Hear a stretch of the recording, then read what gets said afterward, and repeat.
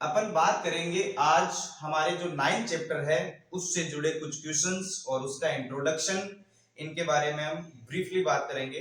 तो 9th chapter जो है अपना वो है some applications of trigonometry. Trigonometry के ऊपर डिपेंड, ट्रिग्नोमेट्री जो रेशियो है sine cos tan cot sec cosec, इनके जो 0 to 90 डिग्री एंगल है उनके बेस के ऊपर टिके हुए कुछ क्वेश्चंस है।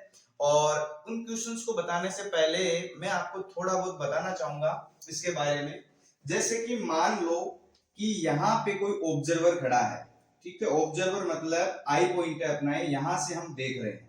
ये मान लो कोई बिल्डिंग है, ठीक है। इस बिल्डिंग के टॉप के ऊपर अगर ये देख रहा है ऑब्जर्वर यहाँ पे, तो ये जो लाइन होगी ये होगी line of site, line of site यानी दृष्टि रेखा, ठीक है।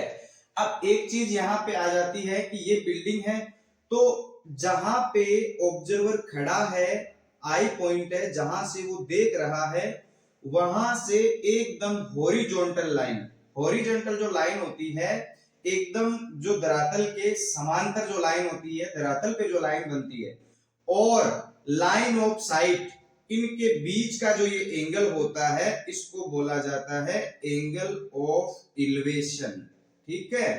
एंगल ऑफ इलिवेशन, ठीक है। अब आप देखिएगा ध्यान से दोबारा से, ये एंगल ऑफ इलिवेशन है जहां से हम देख रहे हैं।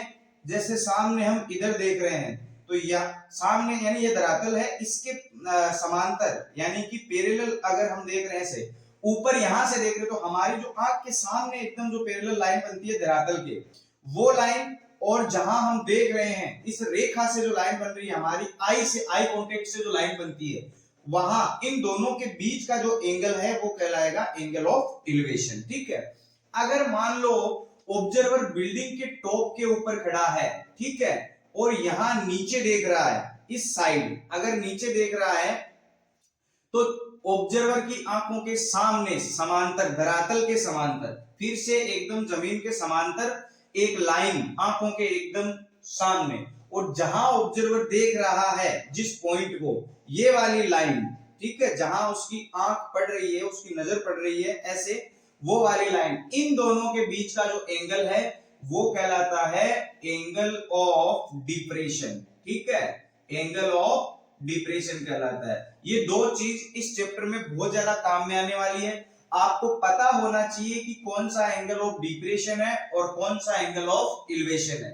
जब तक आपको करेक्टली इस चीज के बारे में नहीं पता होगा आप क्वेश्चन नहीं कर पाओगे।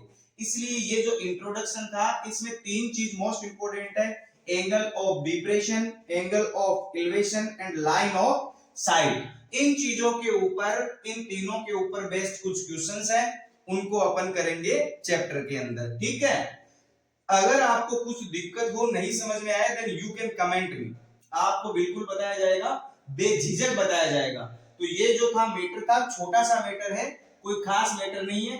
अब हम बात करेंगे अपने चैप्टर की, ठीक है। तो इस चीज को आप ध्यान से एक बार देख लीजिएगा, वीडियो को आराम से पॉज करके लिख लीजिएगा। अगर आपको ऑलरेडी पता है, आपने पढ़ लिया है तो बहुत अच्छी बात है, ठीक है। तो मिलते हैं अपने नेक्स्ट वीडियो में 9th चैप्टर जो 9.1 एक्सरसाइज है उसके क्वेश्चंस लेकर। तब तक के लिए धन्यवाद।